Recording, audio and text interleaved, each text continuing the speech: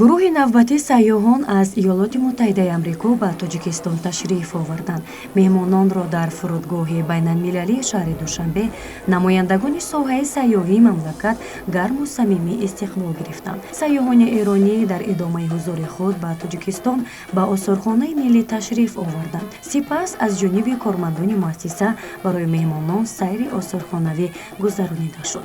меҳмонон тавассути тамошои толорҳои намоишии осорхонаи миллӣ бо ёдгориҳои нодири бостоншиносиву давраҳои пурифтихори таърихи пурғановати халқи тоҷик ва мероси таърихию фарҳангии бою рангине ки робитаҳои бисёр ҳазорсолаи ду давлатро намоиш медиҳанд, аз наздик шинос шуданд. ҳайати меҳмонон аз тамошои толорҳои намоишӣ изҳори хушҳолӣ намуда аҳамияти таърихи муштараки ду давлат аз ҷумла анъанаҳои илмӣ, адабӣ ва фалсафиро таъкид намуданд. барои тақвият бахшидан ва зиёд намудани шумораи сайёҳон бояд аз ҳамаи имкониятҳое ки аз ҷониби ҳукуматҳои ҳарду давлат фароҳам оварда шудааст самаранок истифода намуд. фаъол намудани хатсайрҳои нави сайёҳӣ дар доираи баргузории ҷашни байналмилалии Наврӯз ки ҳамасола дар ҷумҳурии Тоҷикистон бо шукӯҳу шаҳомати хоса баргузор мегардад, барои густариши ҳамкорӣ, зиёд намудани шумораи сайёҳон ва шиносоии онҳо бо урфу одатҳои хоси миллии тоҷикӣ замина мегузорад. дар идома меҳмонон аз кохи муҳташами Наврӯз дидан намуданд. маҷмӯаи кохи Наврӯзи шаҳри Душанбе ки ба феҳристи 8 муъҷизаи созмони ҳамкории Шанхай шомил гардидааст, яке аз шоҳкориҳои даврони соҳибистиқлолии Тоҷикистон буда бо ташаббуси президенти ҷумҳурии Тоҷикистон муҳтарам Эмомалӣ Раҳмон ба хотири эҳё, рушди таъриху тамаддуни бой ва ҳунарҳои мардумии халқи тоҷик бунёд гардидааст. пешвои миллат муҳтарам Эмомалӣ Раҳмон аз оғоз то анҷоми корҳои сохтмонӣ аз ин кох пайваста дидан намуда барои беҳбудии кор, эҳёи таърих, фарҳанг ва ҳунарҳои мардумӣ тавсияҳо медоданд ва таъкид мекарданд ки бигузор ин бинои муҳташам асрҳои аср ҳамчун ганҷинаи фарҳанг, таъриху тамаддун, расму оин ва ҳунармандии халқи тоҷик ба оламиён ёдгор монад. ҳамаи туристҳои ман ки аз лос анҷелес калифорния омадیم واقعا خوشمون اومده از همه جای از شهرسازی، از زیبایی و محبت تمام دوستان تاجیکمون. اینجا هم که هستیم واقعا بسیار بسیار معماری زیبا، بسیار همه چیز برامون واقعا ما فکر نمی‌کردیم اینقدر زیبا باشه. این اولین سفرمونه، به امید اینکه من بتونم تورهای بیشتری و مردمان بیشتری رو از دوستان ایرانی در کالیفرنیا و امریکا به تاجیکستان بیارم. маҷмӯаи кохи Наврӯз ки дар офаридани он 4000 усто аз тамоми минтақаҳои Тоҷикистон саҳм гузоштанд, бо иқдоми президенти ҷумҳурии Тоҷикистон Эмомалӣ Раҳмон сохта шудааст. сипас меҳмонон аз майдони Истиқлол дидан намуданд.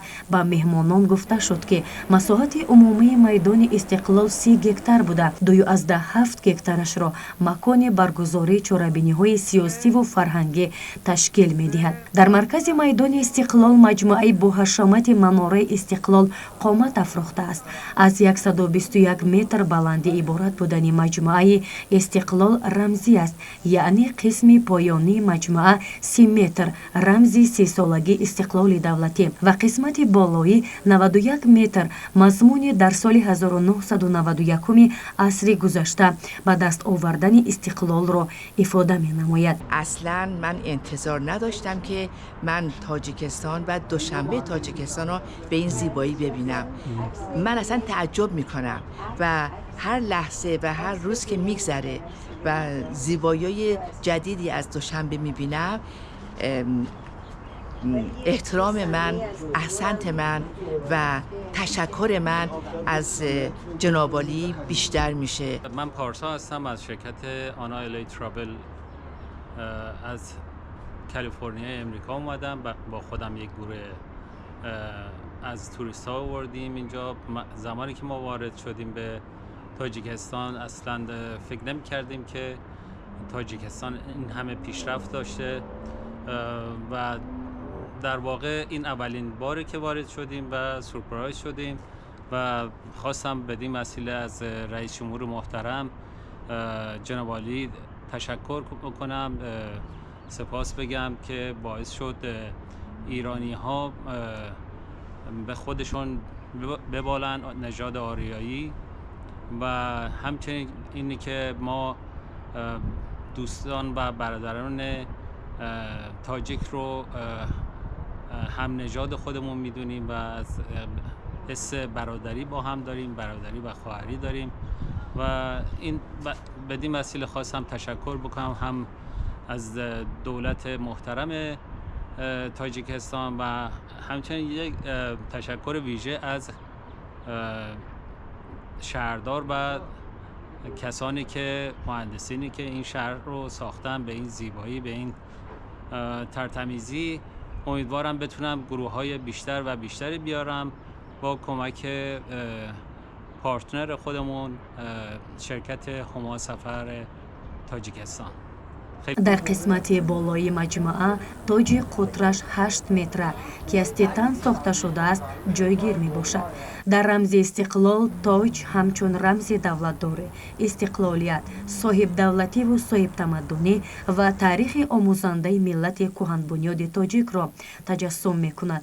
пояи маҷмуа пирамидаи 8рӯя буда аз 7 даромадгоҳ иборат мебошад.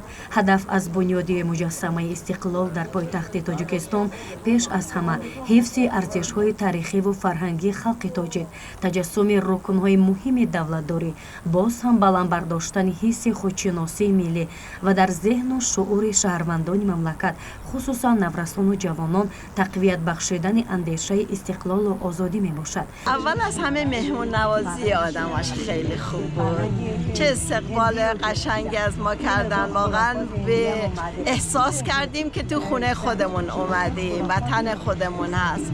غذاها عالی بود، لباسای محلیشون خیلی قشنگه، همه چیز عالیه و این جای قشنگی که میبینیم پر از گل و گیاه و درختای قشنگ و تمیزی اینجا خیلی همه چی عالی بود. ما حدود 4-5 روز از شهر زیبای دوشنبه داریم بازدید میکنیم.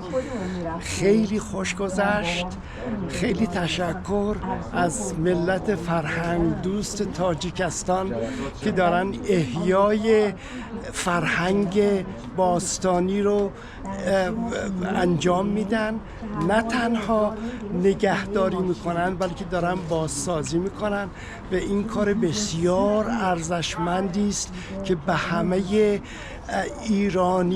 ایرانی نژادان دنیا در حقیقت داره کمک میکنه. майдони истиқлоли пойтахт на танҳо макони баргузории чорабиниҳои сиёсиву фарҳангӣ мебошад, балки ба макони писандидаи сокинону меҳмонони пойтахт табдил ёфтааст. сайёҳон аввалин сайрро дар тоҷикистон аз тамошои ин майдон оғоз намуда ин ҷо барои хотира акс мегиранд. сокинон аз тамошои гӯшаву канори тоҷикистон ба пойтахт маҳз барои тамошои майдони истиқлол меоянд.